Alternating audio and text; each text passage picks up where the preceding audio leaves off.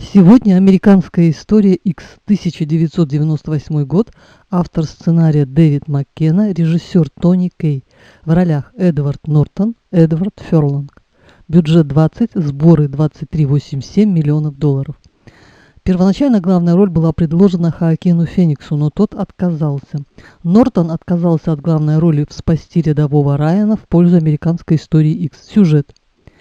Жила-была семья. Папа, пожарник, мама, наверное, домохозяйка, два сына, старший Дерек, младший Дэнни, две дочери. При тушении пожара в гетто отца застрелил афроамериканец. Чтобы противостоять банде афроамериканцев, старший вступает в банду скинхедов. Они громят магазин, принадлежащий корейцу, который нанял на работу цветных иммигрантов. На баскетбольной площадке белые против афроамериканцев. Победитель навсегда завоевывает право играть на этой площадке. Белые выигрывают.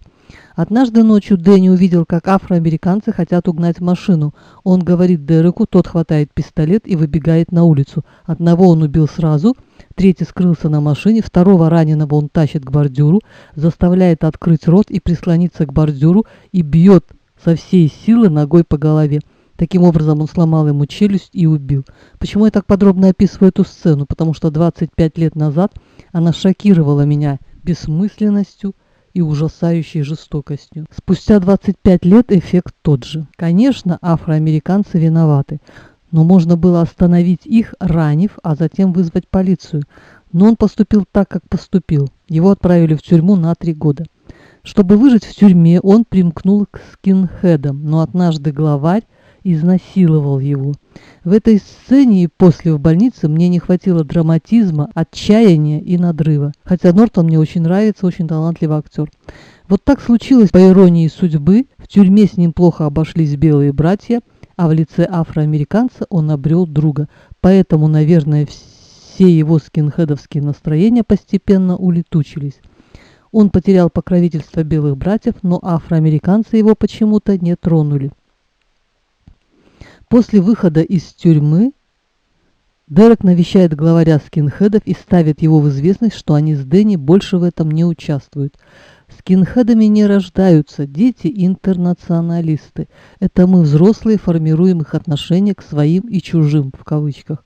Так и у наших героев. Директор школы Боб Свини, афроамериканец, хороший учитель. Он дает задание Дереку написать сочинение по книге «Черный сын». Отца это возмущает. Он сетует на пресловутое равенство и говорит, что с ним работают два афроамериканца, которые сдали хуже экзамен, чем два белых гражданина, но получили работу. Сын лоялен, но отец внушает ему ненависть к афроамериканцам. Конечно, они не идеальны, но кто-то должен был остановить этот поток ненависти. Выйдя из тюрьмы, Дерек обнаружил, что младший брат Дэнни тоже стал скинхедом. И Дерек убеждает его, что это неправильно, что это было ошибкой. Он рассказывает Дэнни о том, что он пережил в тюрьме. «Я убил 2 человек. Это все из-за злости. Я все время разжигал ее». Они возвращаются домой. Мама, по всей видимости, больна туберкулезом, да к тому же еще и курит. Плохо освещенные комнаты. В общем, обстановка гнетущая. 2 брата начинают сдирать нацистскую символику со стен. И еще есть одна сцена, когда семья обедает уже без отца, но есть гость-учитель-еврей, который ухаживает за мамой. За столом возник спор об иммигрантах, о преступности афроамериканцев, о лояльности либералов. Спор закончился скандалом. Дерек выгоняет из дома учителя-еврея, при этом оскорбляя его по национальному признаку. А начинался фильм с того, что Дэнни написал сочинение по книге Гитлера «Май кампф». Это тревожит учителя истории, бывшего маминого ухажера, и он приходит к директору. Тот вызывает Дэнни и дает задание Дэнни написать новое сочинение о своем брате Дереке, который выходит на свободу из тюрьмы.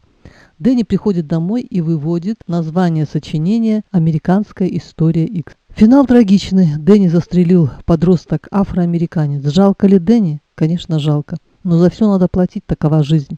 Первое убийство – убийство отца Дэнни афроамериканцем. Ответ на убийство 2 афроамериканцев Дереком. И последнее убийство, последнее ли убийство Дэнни афроамериканцем. Паритет, казалось бы, в кавычках, восстановлен. Только ощущения справедливости и удовлетворения нет. Вендетта может продолжаться до бесконечности, за которой стоят кровь, слезы и бесконечное горе. На сегодня все. Всем пока.